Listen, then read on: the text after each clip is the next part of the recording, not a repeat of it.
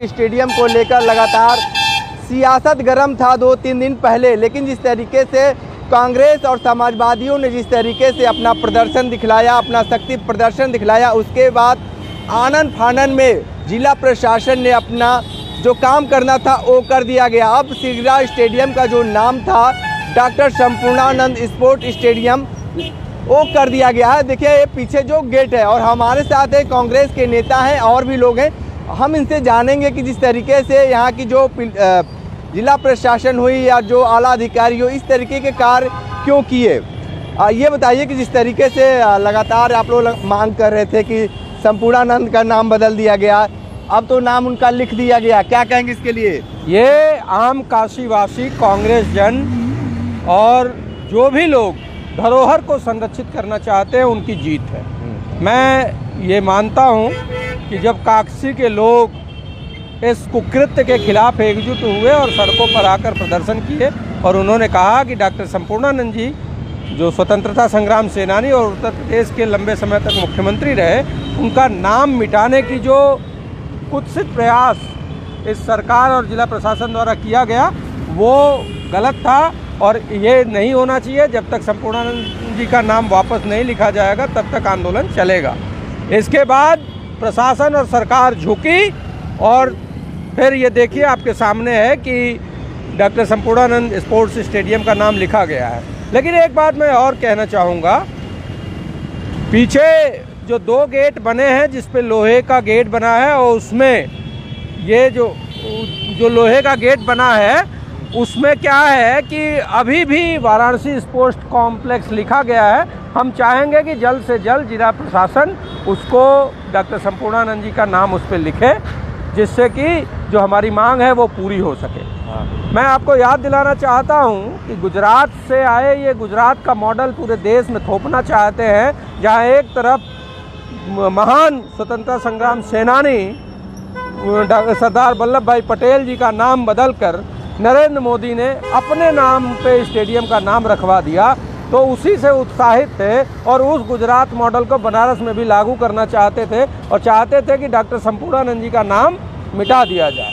लेकिन जो कांग्रेस जन और काशीवासियों ने एकजुट होकर इस मुहिम में सड़कों पर प्रदर्शन किया, प्रशासन को ज्ञापन दिया, प्रशासन और सरकार बैकफुट पे आई और ये स्थापित किया काशी के वासियों ने, काशी के लोगों ने कि यहाँ गुजरात मॉडल नहीं चलेगा। और जिस तरीके से गुजरात में आप सरदार वल्लभ भाई पटेल का नाम बदल के नरेंद्र मोदी रख देते हैं, वैसे बनारस में नहीं चलेगा कि हमारे पुरोधा डॉक्टर संपूर्णानंद जी को आप मिटा देंगे नाम और यहाँ गुजरात मॉडल नहीं चलेगा। ये काशी है, काशी के धरोहर को किसी को भी छिन्न भिन्न नहीं करने दिया जाएगा। ठीक है, और भी लोग हैं, थोड़ा सा उनसे ही बात कर।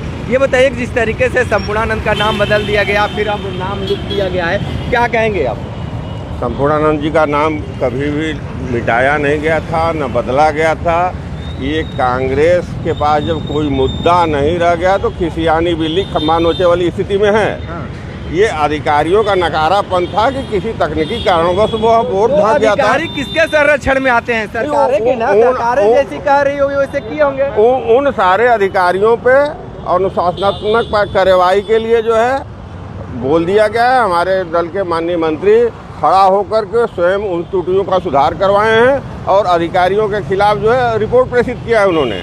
और कांग्रेस के पास कोई विकल्प नहीं है, कोई मुद्दा नहीं है, अस्तित्व तो समाप्त हो रहा है कांग्रेस का। मैं इस पे जवाब दे देता हूँ आपको। मैं ये दिखा रहा हूँ लोकार्पण का जो निमंत्रण कार्ड है उस पे वाराणसी स्पोर्ट्स स्टेडियम लिखा गया था। तो ये जो कह रहे हैं प्रधानमंत्री का जो कार्यक्रम है उसमें अगर ऐसी चूक होती है तो भी ये सरकार की विफलता ही है, एक चीज। और दूसरी चीज ये जो बात कर रहे हैं कि नहीं ऐसा कुछ नहीं था, अधिकारियों का दोष था, तो किस अधिकारी पे कार्रवाई की गई है वो बताना चाहिए इनको।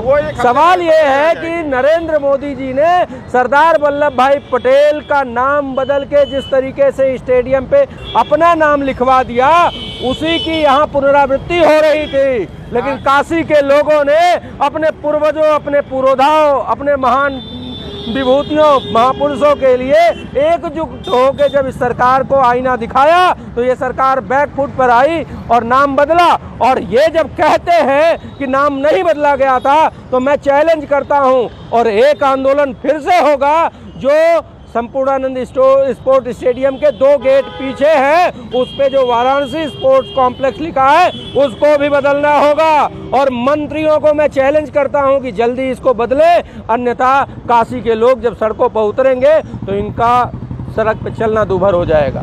क्या कहेंगे आप बताइए? देखिए, जनता जागृत है, जानती है, सभी लोग बताइए दोनों गेटों पर वाराणसी स्पोर्ट्स स्टेडियम लिखा है कि नहीं लिखा? सभी लोग जानते ये हैं। DHO जैसे संस्था को अगर आप ध्यान से देखेंगे तो उस परिसर के अंदर जितने भवन हैं सारे भवनों का नाम अलग अलग है। ये उसी तरह से इस कॉम्प्लेक्स, देखिए ऐसा है कि स्पोर्ट्स स्टेडियम एक गेट पे वाराणसी स्पोर्ट्स कॉम्प्लेक्स रहेगा, दूसरे पे संपूर्णानंद जी का दबाव में, जन दबाव में ये नाम लिखा गया है। नहीं तो इसको खुरच के मिटाया गया था, हमने देखा था। सवाल ये बड़ा है कि एक स्पोर्ट स्टेडियम के अलग अलग गेट का अलग अलग नाम रख देंगे क्या? ये कितनी मतलब हल्की बात है। स्पोर्ट स्टेडियम का नाम नहीं बदला गया है, अंदर के भवन जो नए बने हैं, भवन का गेट पे विश्वनाथ मंदिर के 4 गेट, तो उसमें कह देंगे एक विश्वनाथ मंदिर का गेट, एक ज्ञानवापी का गेट, ऐसे बोल देंगे क्या? ऐसा नहीं कहेंगे। जो कॉरिडोर है, जो स्टेडियम है, जो स्पोर्ट्स कॉम्प्लेक्स है, उसका पूरा नाम एक ही होता है। और प्रवेश करने के बाद अंदर कमरों में क्या नाम रखते हैं वो कमरे का नाम नहीं है, वो दोनों गेट पे वाराणसी स्पोर्ट्स स्टेडियम लिखा है और यहाँ डॉक्टर संपूर्णानंद स्पोर्ट्स स्टेडियम लिखा है। ऐसा क्यों है, इसका जवाब दे दें। हाँ, बता दीजिए। देखिए, इन लोगों के पास जब कोई मुद्दा नहीं बचा, क्योंकि वो वास्तविकता है कि कांग्रेस अस्तित्व की लड़ाई लड़ रही है। अब कुछ है ही नहीं इनके पास, तो हमारे परम आदरणीय डॉक्टर संपूर्णानंद जी को इन्होंने आधार बना लिया। संपूर्णानंद जी हमारे थे, काशीवासियों के थे, हैं, रहेंगे। बिल्कुल। तो देखिए जिस तरीके से लगातार सियासत तेज हो गया था, लगातार तो स्टेडियम का जिस तरीके से अब नाम लिख दिया